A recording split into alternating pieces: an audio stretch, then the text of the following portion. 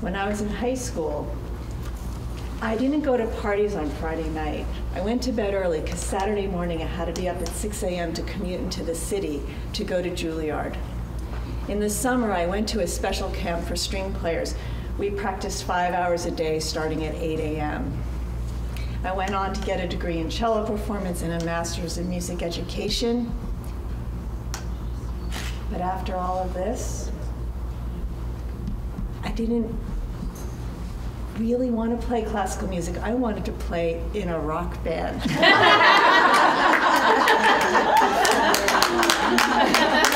You go, girl. I wanted to play with drums. I wanted to dance. I wanted to stand up and play the cello. And one of my first gigs was at CBGB's Gallery, the infamous punk rock club on the Lower East Side of Manhattan. Awesome. I ended up ditching classical music, and for the next 20, 30 years, I pursued that dream. I played all over North America. I toured in Europe. I played with Richie Havens. I played on Saturday Night Live. I played on radio. I played on more than 100 CDs. But as I approached the age of 50, there was one dream that was unfulfilled. I had never played a Bach cello suite to my own satisfaction. And this haunted me. Now, I'm not the only cellist who is haunted by playing Bach. Bach is playing, it's like our holy grail. It's a cellist Mount Everest. Yo-Yo Ma's recorded the suites twice. And one of my favorite cellists, Misha Maisky, has recorded them 3 times, and he says he's not done yet. Playing Bach, it's like dancing with life. You're never done. So, as I approached 50, this was my goal. I wanted to play a Bach suite. So, I wrote this piece. I thought, well, if I make it part of my workday, then I'll be playing Bach again. So I wrote this show called Bach to the Future. It was for kids. It was cello from the age of Bach all the way into rock and roll. And we did 13 performances at Lincoln Center for their Meet the Artist School series. So I was bringing cello to kids, and this was really exciting for me. But it still wasn't enough. So I went to a historical performance concert, a concert where people specialize in playing Bach as close as we can imagine 300 years ago. I went to concerts in England, I went to concerts in Scotland, in Wales. I studied in Europe, I studied in the US. I changed my antique cello, I put the gut strings on. I sold my modern bow, I got this Baroque bow. For 5 years I was working on playing Bach. I still wasn't there. And just this summer, I had the big breakthrough, and this is what I want to share with you today. Not only this gorgeous music that I love, but something that took me 40 years to realize. The music wasn't in my fingers, it wasn't in my bow, it wasn't in the strings. The music was in my listening. My listening and my imagination was where the music lived, and when I listened differently, the music came alive, and that's when the Bach began to sing for me. My fingers were a way to express my listening. Once that flipped, the door opened for me, and I began to play Bach to my own satisfaction, and I hope to yours, because today I'm going to be playing, there's 5 short movements to follow. So I'm going to be taking you through the entire suite, and between each one I'm going to share with you something I've learned about listening and bring you into my world of listening. We're going to be listening like a cellist. A lot of people tell me they love the cello and they want to play the cello, and today I'm going to take you on a journey of what it's like to listen as a cellist. Now, I want to tell you a story about listening in life. It was the summer of 2009, and my friend set me up on a blind date. Now, blind dates are never easy, but this one was particularly difficult because I was in New York City, and he was in rural Thailand. We began by emailing each other and quickly advanced to talking on the phone. We had to get to know each other just by listening. It was a hot, sweaty New York summer, as New York City summers always are, and I would often start my day with a little walk in Central Park. I liked the mornings because it wasn't so hot, but also I could hear the birds sing. And when I talked to my suitor, I would talk about what I did each day, and he heard this pattern of me taking walks in the park. So he sent me a poem that he thought I would enjoy, and I'm going to share a short excerpt with you now. 5 years have passed. 5 summers with the length of 5 long winters, and again I recall these waters rolling from their mountain streams with a soft inland murmur once again. The poet William Wordsworth was in Wales overlooking the Wye Valley, and he saw the hills, and he heard this murmuring brook. And it went so deeply into his soul and his being. He listened differently, and that sound of the water carried him for 5 long years, 5 summers with the length of 5 long winters. And he goes on to talk about he's in the din of towns and cities. This is 200 years ago. What kind of din do we have to deal with today? He had to get away from the din in towns and cities 200 years ago. We are bombarded. We are absolutely bombarded with sound. How can we learn to listen differently so we hear that mountain stream and we can be nurtured by that when we're in the din of our lives? How many people here have heard a mountain stream? We all have. We've all had that moment in nature when it touches our heart. Can we listen differently in such a way that that fleeting moment can carry us forward and nurture us for 5 long years? This is what I hope to give you today, a new way of listening. So some fleeting moment, maybe it's something that happens this morning or this weekend, maybe it's the view out the window, goes into your soul and being, that you are able to open yourself up just for a fleeting moment so that you're nurtured, and then you can call on that forever. Now, some people say that prelude I played is Bach's signature piece. They say Bach's name in German means brook, and those 16th notes on a different string are the babbling brook. Now, this next piece is the Allemande. It's actually a movement. They're all part of the same piece. And the Allemande is a dance. All of these movements are inspired by dances. When I play the Allemande, I hear the hills. The notes go up and the notes go down. They go up and they go down. You might hear a stream. You might hear something else completely. But as I play the Allemande, I invite you to close your eyes and open your heart and allow yourself to listen differently.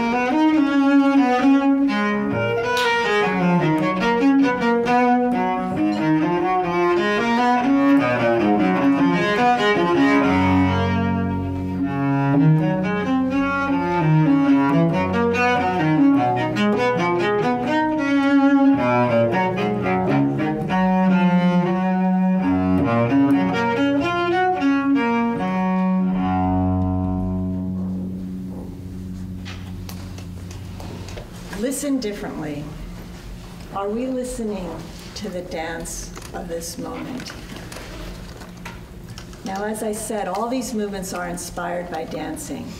And when I was practicing this next movement, which is the courant, the Baroque dance is 1, 2, 3. You go up on 1, and then you take 2 steps. So I was practicing singing the song and dancing around my room, and I was thinking, well, if I were dancing this dance, in Baroque times you would never dance alone, you would have a dancing partner. Who would I want as my dancing partner? And I thought, well, I would pick Johann Sebastian Bach because he knows how the music goes. So I imagined myself dancing around my room with Bach. And I thought, it's too bad he's not really here because that would be really helpful. And then I realized he's been here the whole time. He's on the page. It's all here. It's all been here for 40 years. I just didn't quite see it before. What dance is before you that maybe you're not seeing? And you could just open your eyes and begin dancing and enjoying the music. As I play the courant for you, I invite you always, feel free to close your eyes, let your mind wander, take a breath, and listen differently.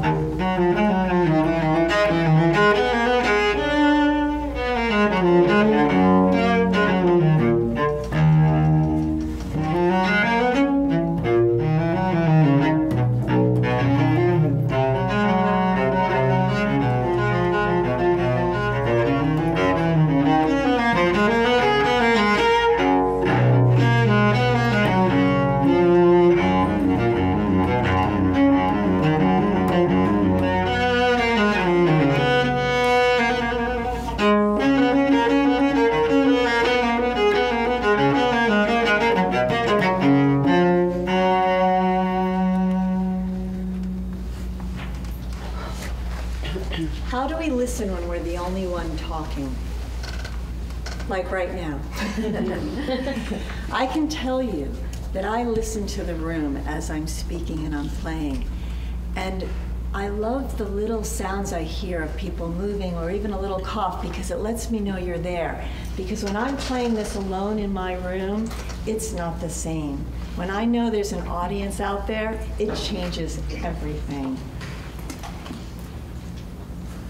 It was April 2009, and I got a phone call. My father was in the hospital, and it didn't look good. First big gig when he was a young musician, he was playing first trombone. His very first gig, he was so nervous that his hands were shaking, and he let go of the trombone slide, and it went shooting across the stage, hit Benny Goodman in the leg, and fell to the floor. Oops. Everyone in the band, everyone in the room fell silent. Benny was not famous for being a nice band leader. He was famous for being a great clarinetist. He picked up the slide and walked over to my father and handed it to him with a little bow and said, "I believe this is yours."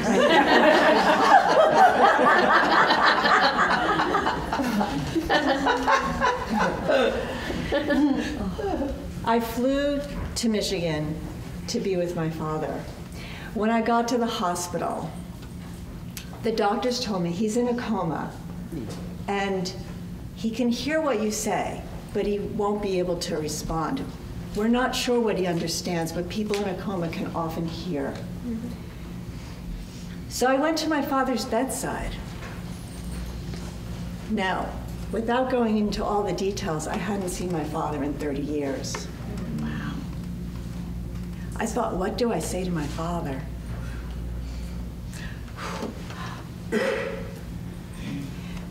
I took a breath, and I waited.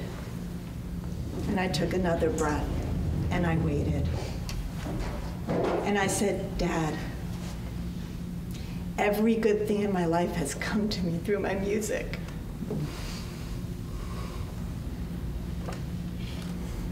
Thank you." And my dad began to cry. I knew he had heard me. I knew he was listening. But more importantly, I heard him.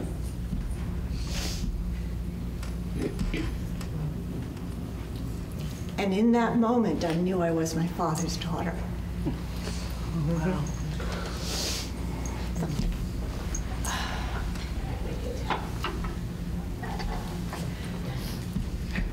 The good news is the next movement is the saraband, and that's the heart and the soul of the suite. So you get to listen to the saraband. Listen for the space and the silence. It's this slow movement of the suite, and the music hangs in the air. I invite you to close your eyes and listen to what that silence is giving voice to.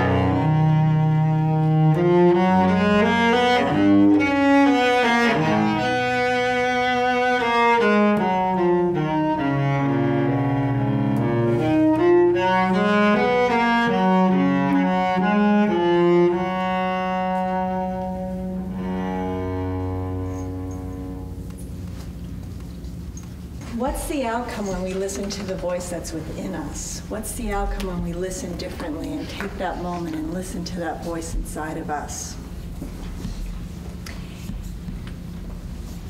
It was 1970, I think, 1970, when I met one of the most important relationships. Can you meet a relationship?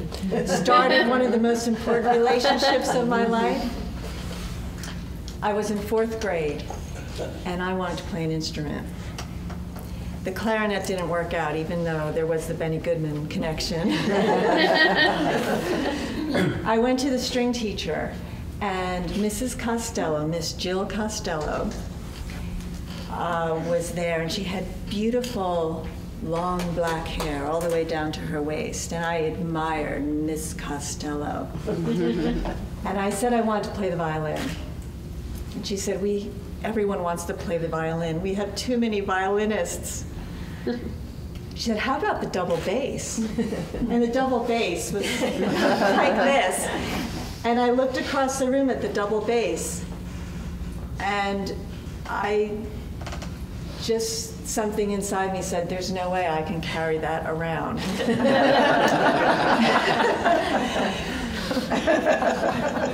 So Mrs. Costello said, how about the cello? And this short, curvy friend has been with me ever since. Now, they didn't have black, shiny, sexy cellos back in 1970. But just in that fleeting moment, saying yes to the cello, something inside me said, yes, that one seems right. And this has been my friend, my teacher, my taskmaster, my torturer. When I was a kid, I was so shy that I didn't like to talk to people at school. And I was so nervous talking to people that I would forget their names. Now I forget names probably for the menopause reason that we were talking about yesterday. But back then it was nerves. And when I played the cello, it gave me a way to speak without speaking. It gave me a way to shine, and I could hide at the same time behind the instrument.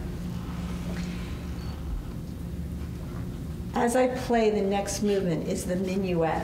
And what's really fun about the minuet is it's in major, and then my finger moves just a little bit, and it's in minor. But Bach doesn't leave us there, he takes us back. And this minuet encompasses that dance of life, the joy of the cello, and the heartache, and the joy again.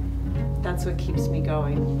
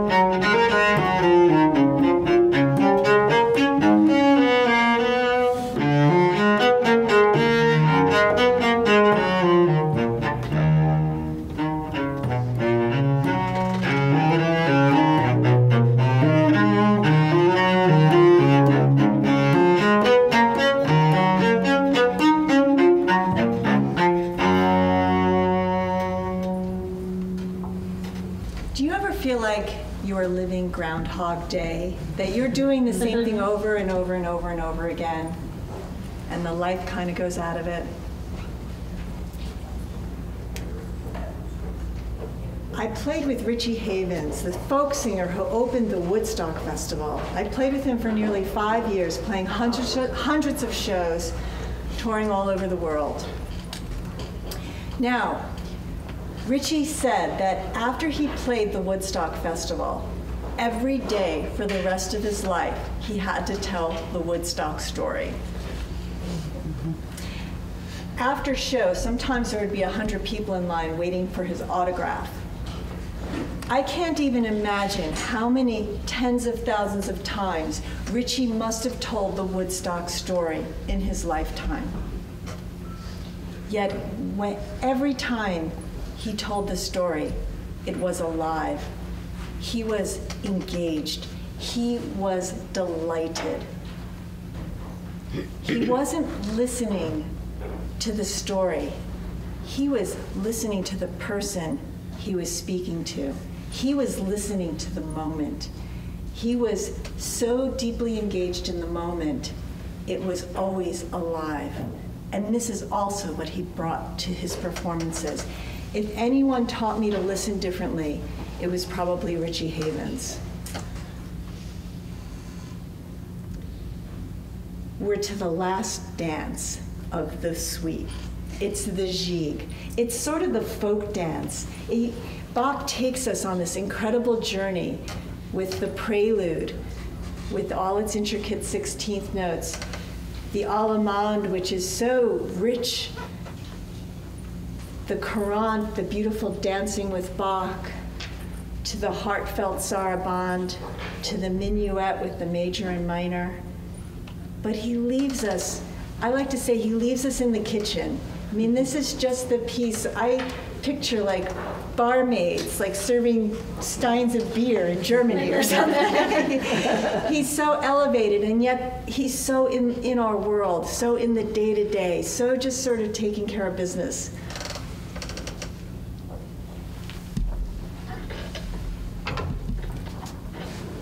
As I play the Gigue, as always, you're invited to close your eyes. But if you want to dance, that's fine too.